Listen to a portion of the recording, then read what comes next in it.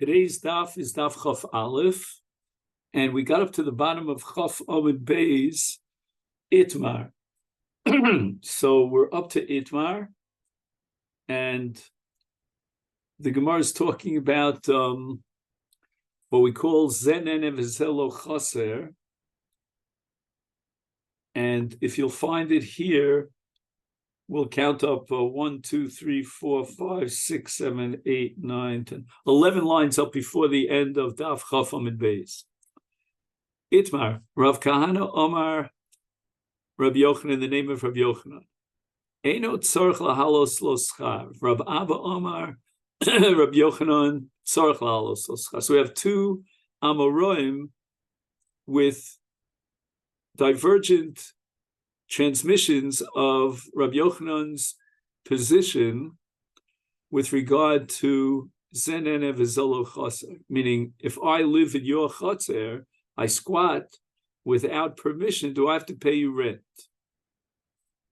Amar of Papa, Hod Rabbi Avo, that which Rabbi Avo said in the name of Rabbi Yochanan, that Tzarech Lahalos Lo Schar, Beferish Itmar, Lo Beferish Itmar, El Mechlola Itmar.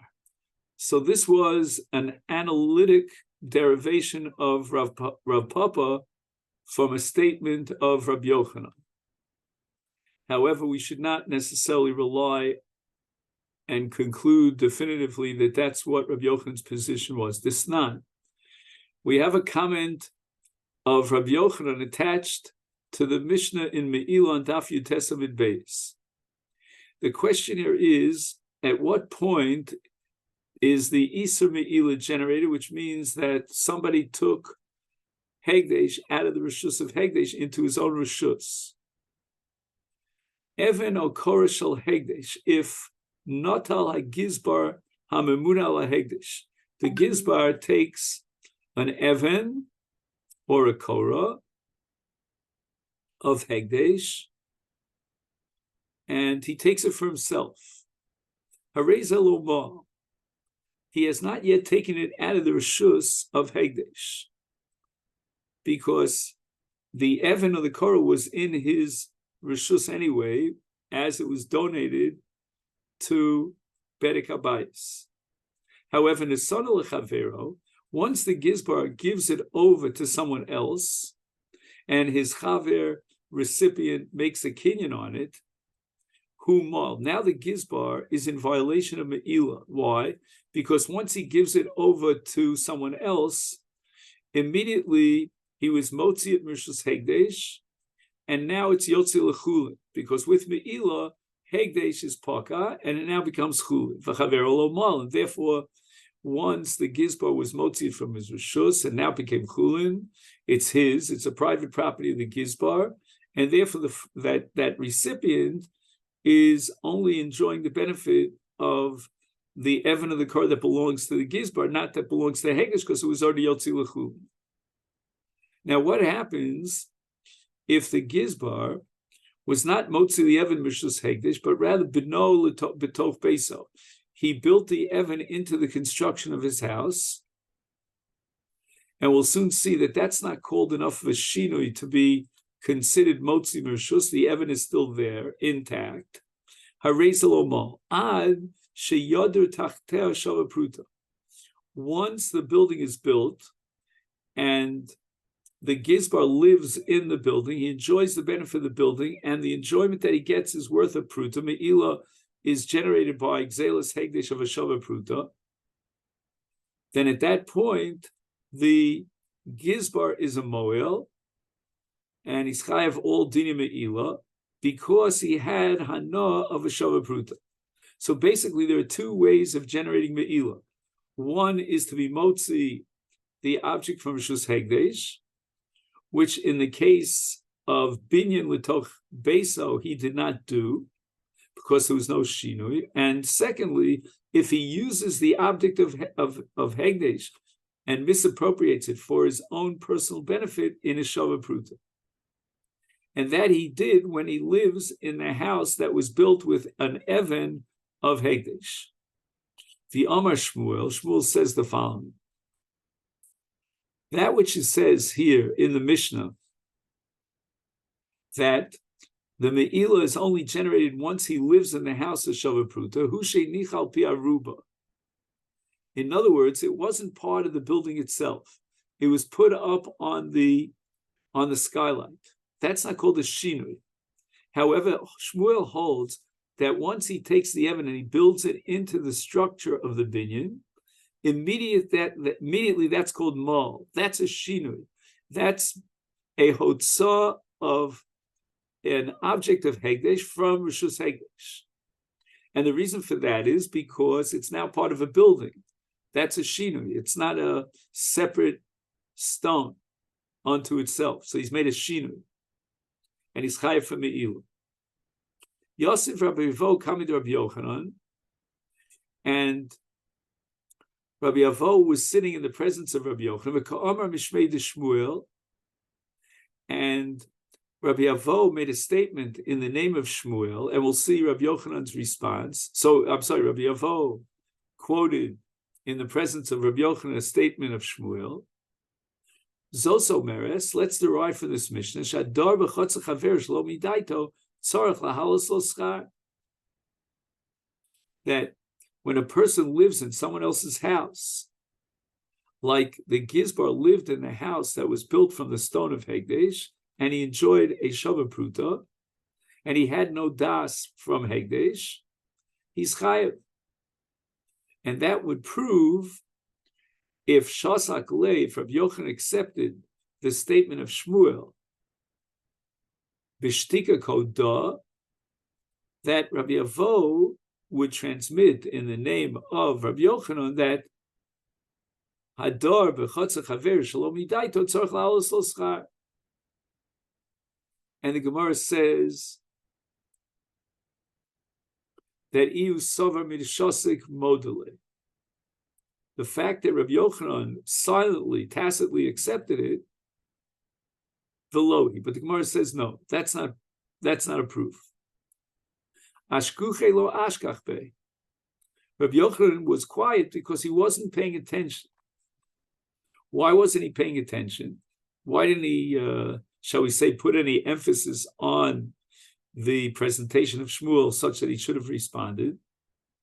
And the answer is because the very equation is not correct. In the case of a Hegdesh, you can't say that he was dar bias shel chaver shelo b'rshus. It's not dar shelo b'rshus. Why? Because the concept of shelo b'rshus means the absence of das. But when there's a Hegdesh, which is owned by the Ribono Shel Olam, by the Shechina, then there's always das. And it's as if there was das hedjo. Kidarabba diyomer rabba, Hegdesh shalomi das. And now we turn to today's daf chaf aleph. Kehedjo midas nami. So it's equivalent to a hedjo who has das, and therefore in Hegdesh you can't say shalomi das. There's always das shechina. And therefore, when a person uses nichsei Hegdesh of shechina, then the Shechina Yodas Shu Osazos. Now, so why is he chayiv to Hegdesh? This is the kash of Tosas on the top of the Omud. Because what difference does it make if you dar b'chotza chavero, whether he has das bailim or he doesn't have das bailim? Even if he's dar midas bailim, then if you hold hadar b'chotza shechaver shlo midas is potur, then even in yediyas habaylam he should be potur. So when the Gemara says that shalom midato, that's because it's usually the case, it's derech ha'olam that shalom midato, because the bailim don't know about the fact that somebody checked into their chotzer. So Tosa says that there's always das shechina, that the das of shechina is to object shelo yehena adam below me'ila, that no one should benefit from Hegdesh. That's an outright statement of the shechina of Hegdesh, that no one should benefit it without me'ila, without being considered a gazlan. And therefore, Rabbi Yochanan was okay with the halach itself, but not with the conclusion of Shmuel. Shmuel derived the conclusion from this halacha of Me'ilah that Hadar b'chatz kavesh lo midat tzorch la'alos lo schar. But really, this is not a case of shalom midato. This is a case of midato because Hegdesh always has das.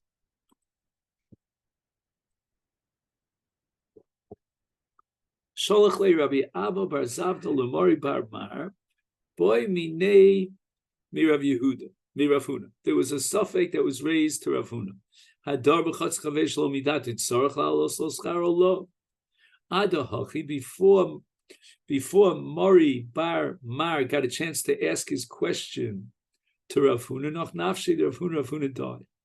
But now we have a tradition from the son of Rav Huna about his father's position on this question. Amalei Rabba bar Rav Huna hachi Amar Abba Mori. If you're raising the question, then you should know that I heard from my father, Mishmei de Rav, in the name of Rav, she'eno tzorach lahalos lo schar. So that's the first statement, we'll call it the Reisha, of Rav Huna's statement as transmitted by his son, Rabba. Now Rabba gives another statement in the name of his father, Rav Huna. Hasocher bayis mi Ruvain malas schar l'Shimon. Offhand, that doesn't make any sense at all. You rented a house from Ruvain and now you have to pay Shimon? Shimon Maya Vidite. Where does Shimon belong into the picture? Hachi Kamma. This is what Rav Huna said. A person thought mistakenly that the bayis belongs to Ruvain. He signed a contract with Ruvain to pay him schar. Then Nimtza, he turns out that he made a mistake and the bayis is Shel Shimon. Ismael lo schar, he has to pay Shimon. So the Gemara says, let's compare that to the original statement, the Reisha of Rav Huna, again as reported by Rabbah, that Hadar b'chatz chaver shlo midaito ein tzarich la'alos lo schar. So why does he have to pay Shimon when there was never an explicit agreement between the socher and Shimon?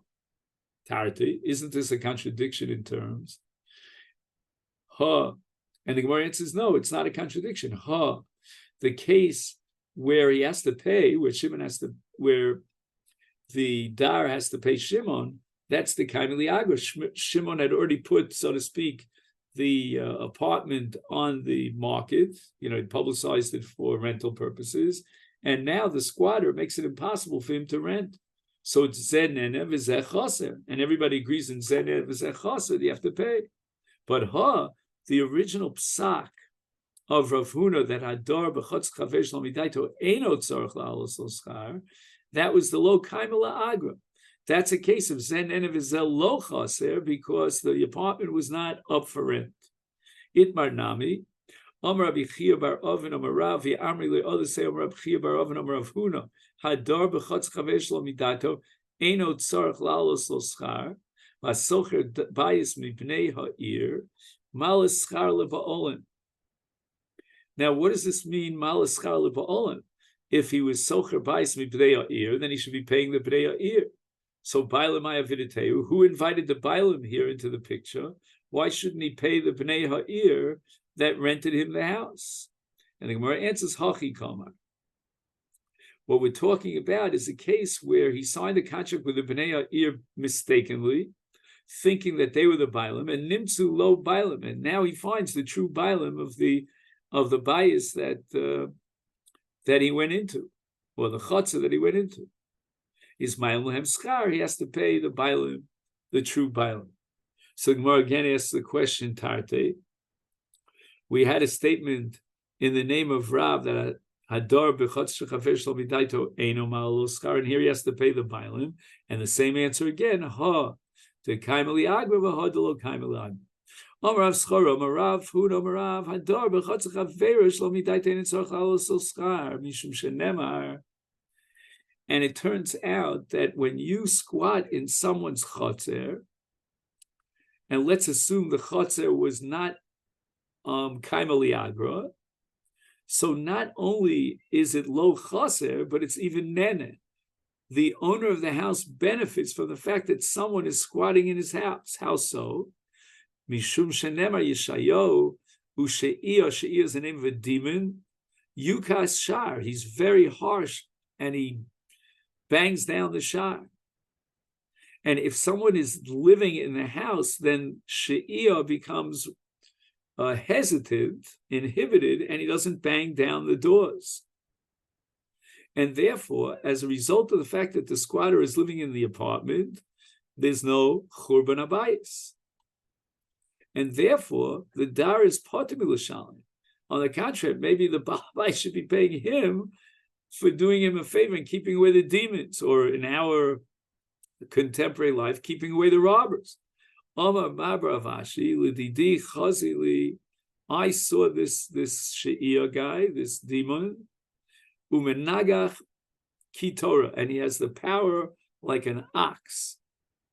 Rav Yosef Omer Beisa Miyasva. Yosef.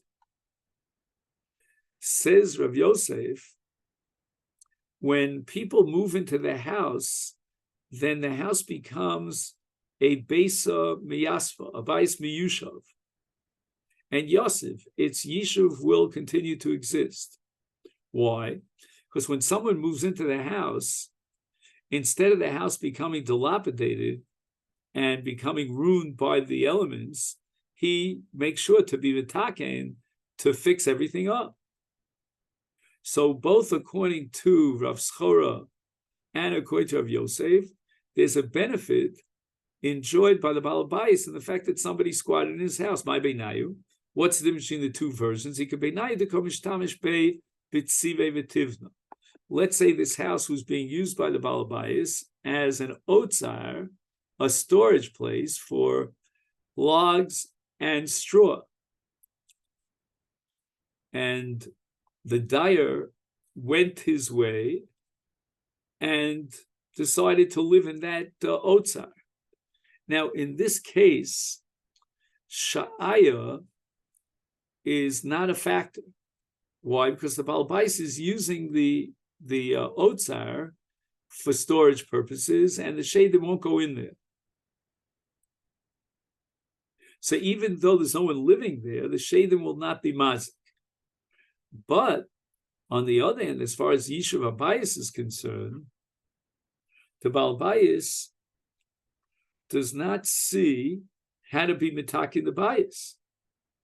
So this person who's living in the house is going to be mahane him by doing all the tikkunim in the bayis. So again, let's go over this one more time. In the case of she'iyah, then since the Baal Bayis is using the apartment not for living, but nevertheless, I'll call upon him, he's using it as a storage, is the mazikim will stay away. She'iyah will be inhibited. And therefore, you don't give any benefit by squatting there because it's in use anyway, and the shadim are not going to come.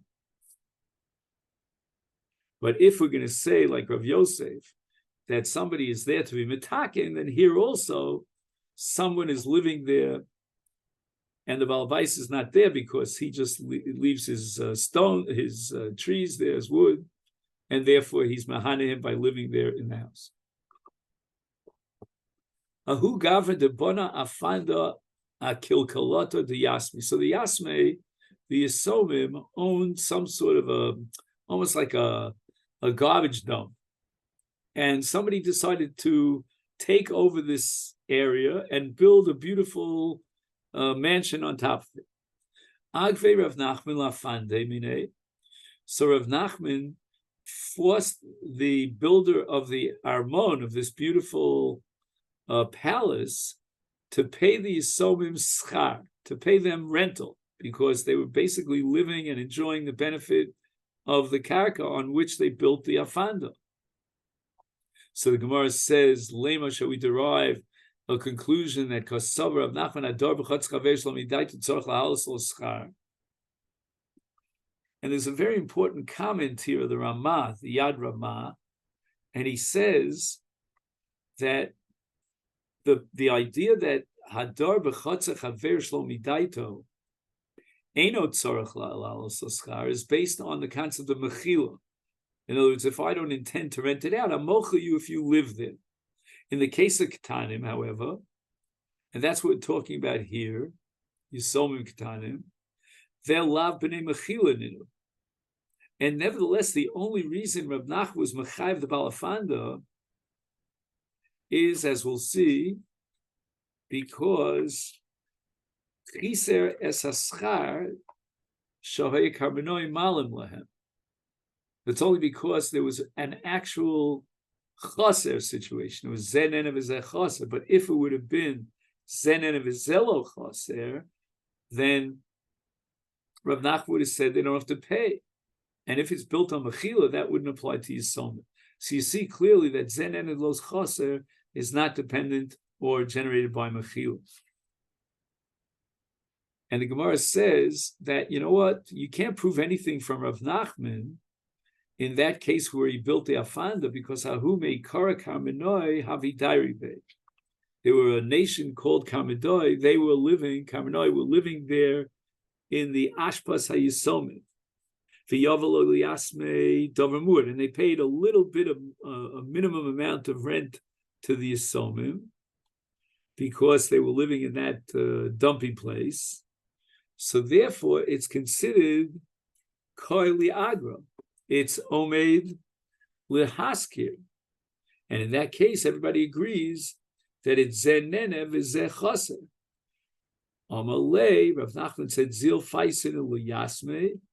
I want you to come up with some sort of a pshara for the Yisomim, and I'll give them some sort of rental fee, even though it's a limited amount, and they'll be sort of happy and placated with that income.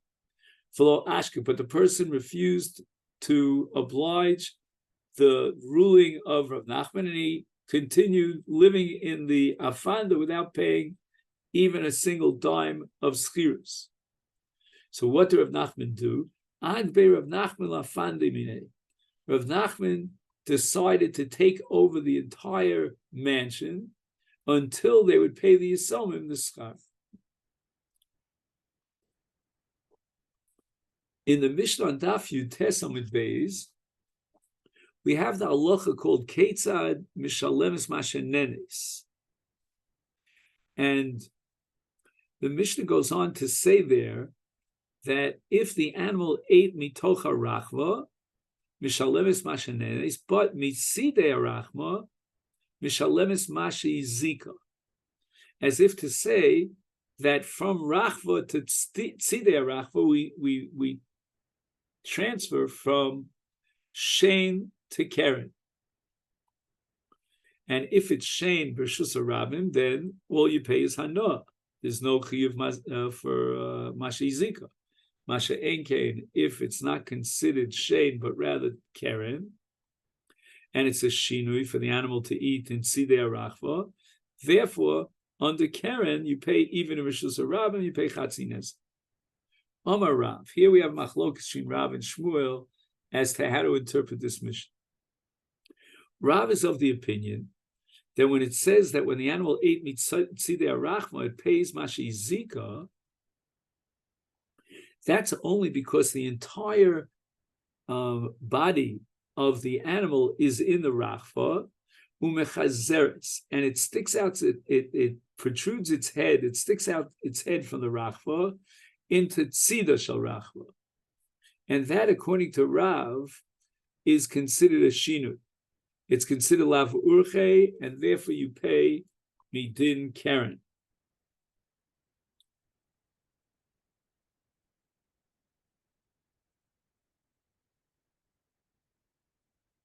And that's Rashi Shiti, you pay midin keren.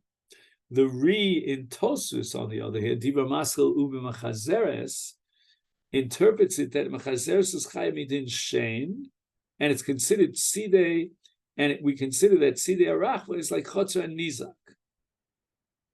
Why? Because everybody has rishus to go into the sidei arachva and to put his payros there, and therefore, if he put down his payros and someone comes into sidei arachva and eats the payros, then it's rishus and nizak because the nizak had rights to put his payros there. That's the pshat of Tosfos. Shmuel disagrees with Rav. Shmuel Amar Afilu Mechazeres Nami Potter. Even the case of Mechazeres is still considered Shein, and it's Shein B'Rishus Rabin. Why? Because since the Guf HaBehema is still located in the Rachva, therefore, even though it sticks its head out into the Tzidei Rachva and eats there, nevertheless, it's considered Shein B'Rishus Rabin, and therefore it's Potter. After all, the Mishnah says that Mitzidei Arachma of Mishalemes Mashi Zika, after all, according to Shmuel, in such a case, it's considered Shein, and Shein versus Rabim is Potter. The Gemara answers, Kigon de Shavkito L'Rachva, that the animal, in the case of the Mishnah, completely moved out of the Rachva, the Ozla v'kom v'tzidei Rachva. And now the animal is standing all 4 feet in Tzidei Rachva. And that becomes a shinui. Why? Because ein derech shvarim leleches l'sham. It's unusual for the shor to leave the Rachva and go into Tzidei Rachva. And therefore, chayav l'shalei mashi zika. Ika demasti lohashmait tobeapi nafshe. Some have the presentation of the machlokes between Rav and Shmuel as an independent statement, not as an argument about how to interpret that Mishnah. And they were arguing about mechazeres, meaning an animal that stands in a rachva, sticks out its head and eats in tzidei rachva. Rav Amar Chayeves. Rav says he has to pay Mashi Zika because, according to Rav, since it sticks his head out into Tzidei Rachva, it becomes like Chatzar and Nizak. Ushmul Amar Petura. And once again, the Gemara is going to ask about our Mishnah according to Shmuel. Shmuel Mishalemis Mashi Zikeichim Mishkachas La Dimachayva. And the Gemara answers, Kigon de Shavko, it completely vacated the Rachva, the Ozla v'Kamma b'tzidei Rachva. Maser Rav Nachman Bar Yitzchak. Rav Nachman Bar Yitzchak raises the following objection to Rav: Mi Pesach hachanus mishalemes mashenenes. If the animal eats from the Pesach hachanus, then he does not have a chiyuv to pay nezikin. He only pays hana. Hechi mishkachas la. L'chora, it's going to be a case where the behema was eating from the Pesach HaChanus. That's what it seems to be. And the question is Pshita. And the Gemara says, we have to assume b'machazeres. Why? Because the Pesach HaChanus is not located in the Rachva, it's located in some area that's off the beaten path of the Rachva. That's called machazeres. Uka Omar, and yet the Tana says Mashenenes. Mashenenes in Mashi Zika lo. Rav was the one who says that b'machazeres you pay Mashi Zika. And the Gemara says, who most of Flavu Mefarik. Rav Nachman asked the question and he answered the question. To Kamma b'Keren Zobus. This particular gesheft, this chanus, is located in a Keren Zobus. And you'll see Rashi has a little bit of a diagram here. So it's a mavli katan, and it gets very narrow, and it opens up into a mavli gadol, which is much wider. And the chanus is located at the very end of the mavli katan. You see there's a little box that Rashi drew over there, which is at the end of the mavli katan. And the animal entered from the Mavli Gadol into the Mavli Katan, and that's where the Peiros were located.